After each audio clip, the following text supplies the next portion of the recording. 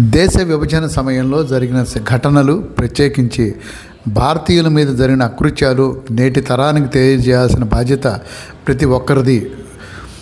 భావితరాలు మత సామరస్యంతో సుఖజీవనంతో గడిపే విధంగా, స్ఫూర్తిదాయకంగా ఉండే విధంగా కేంద్ర ప్రసార మంత్రిత్వ శాఖ మరియు సెంట్రల్ బ్యూరో ఆఫ్ కమ్యూనికేషన్ ఆధ్వర్యంలో తెనాలి రైల్వే స్టేషన్లో ఏర్పాటు చేసిన ఛాయాచిత్ర ప్రదర్శన పలువురిని ఆకట్టుకుంది. Railway station manager TV Ramana పర్యవేక్షణలో ఏర్పాటైన ఈ ఫోటో ఎగ్జిబిషన్ను భారతీయ జనతా పార్టీ రాష్ట్ర కార్యవర్గ సభ్యులు పాటిబండ్ల రామకృష్ణ మరియు బిట్రా కనకదుర్గ, ఇంకా సామాజిక సేవా కార్యక్రమ నిర్వాహకులు తన్నీరు శివశంకర్ ప్రభృతులు తిలకించారు. స్వాతంత్రానికి ముందు భారతీయుల మీద జరిగినటువంటి దాడులు, భారతీయ మహిళలపై చేపట్టినటువంటి అకృత్యాలు తదితర అంశాలు ఛాయాచిత్రాలు రూపంలో ఇక్కడ ప్రదర్శనలో ఉంచడం అనేది ఆకర్షణీయంగా ఉంది. అయితే నాటి తరం వారు పడినటువంటి బాధలు నేటి తరానికి తెలియజెప్పి భావి తరాల్లో ఎటువంటి ఇబ్బందులు లేకుండా మత సామరస్యంతో ప్రతి ఒక్కళ్ళు కలిసి మెలిసి తిరగాలని, జాతీయ ఐక్యత చాటి చెప్పాలనే ఉద్దేశంతో ఈ కార్యక్రమాన్ని ఆంధ్రప్రదేశ్లో పలు చోట్ల ఏర్పాటు చేసినట్లు నిర్వాహకులు తెలిపారు.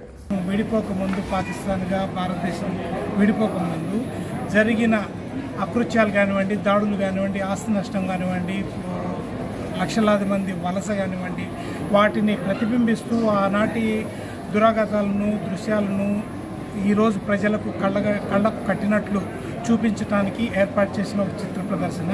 ఈ ప్రదర్శన ద్వారా మనము భవిష్యత్తులో మనం దేశంగా ఒక ఐకమత్యమైన దేశంగా ఉండటానికి తీసుకోవాల్సిన జాగ్రత్తలను మనం తెలుసుకోవాలి. ఈ సందర్భంగా ప్రజలందరికీ విజ్ఞప్తి ఏంటంటే, ఇక్కడ 2 రోజుల పాటు ఈ ప్రదర్శనను వచ్చి తిలకించి ఆనాటి ప్రజల త్యాగాలను గుర్తు చేసుకుంటూ మనము ముందుకు సాగాలని, 2047 కల్లా ఒక అభివృద్ధి చెందిన సుఖమయమైన దేశంగా అభివృద్ధి చెందాలని కోరుతున్నాం. అనేక విభజనలు మనం చూసాము.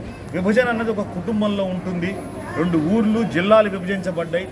ఈ మధ్య రీసెంట్గా రాష్ట్రాలు కూడా విభజించబడ్డాయి. బీహారు, జార్ఖండ్, ఆంధ్రప్రదేశ్, తెలంగాణ. అలాగే ప్రపంచంలో అనేక దేశాలు విభజించబడ్డాయి. ప్రపంచం మొత్తం మీద ఏ దేశంలోనూ ఎక్కడా జరగనంత అకృత్యాలు ఈ మత విభజన మూలంగా దేశ విభజన జరిగినాయి. కొన్ని లక్షల మంది చంపబడ్డారు. ఆడవాళ్ళ మీద ఎన్నో అకృత్యాలు జరిగినాయి.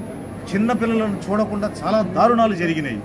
మరి ఈ రోజుని స్మరించుకుంటూ central bureau of communication department వాళ్ళు తెనాలి రైల్వే స్టేషన్లో ఈ ఫోటో ఎగ్జిబిషన్ ఒకటి, ఆ విభజన జరిగిన రోజున అకృత్యాలు అన్న ఉద్దేశంతో ఒక విభజన కార్యక్రమం జరగమంది.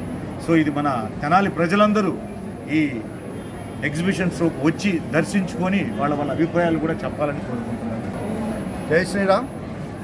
ఏదైతే కేవలం మహమ్మద్ అలీ జిన్నా ఎవరైతే ఉన్నారో అతని యొక్క అధికార దాహం కోసం అప్పటిదాకా కలిసి ఉన్న భారతదేశం 2గా, పాకిస్తాన్గా, భారతదేశంగా 2గా విడిపోవటం, ఒకరోజు ముందు ఆగస్టు 14వ తారీఖు వాళ్ళకి స్వాతంత్రం రావటం, ఆ స్వతంత్రం వచ్చిన సమయంలో ఇక్కడ నుంచి ముస్లిమ్స్ అక్కడికి, అక్కడి నుంచి హిందువులు ఇక్కడికి జరిగే మార్పు క్రమంలో ఇక్కడి నుంచి వెళ్ళిన ముస్లింలు అందరూ చాలా చక్కగా వాళ్ళ లగేజ్ అంతా సర్దుకొని చక్కగా ట్రైన్లు ఎక్కి వెళ్తే అక్కడి నుంచి దాదాపుగా 5 లక్షల పైన హిందువులు శవాలుగా అదే రైల్లో వెనక్కి రావటం, 20 లక్షల మంది హిందువులు అక్కడ వాళ్ళ ఆస్తులన్నింటినీ కోల్పోయి కాలి పట్టాలెమ్మట నడుచుకుంటా లేదా సావు తప్పి కన్నులొట్టపోయినట్టు ప్రాణాలు అరిచేతిలో పెట్టుకొని వచ్చిన ఈ ఉదంతాన్ని రోజున మనందరం కూడా తెలుసుకోవాల్సిన విషయం ఉంది.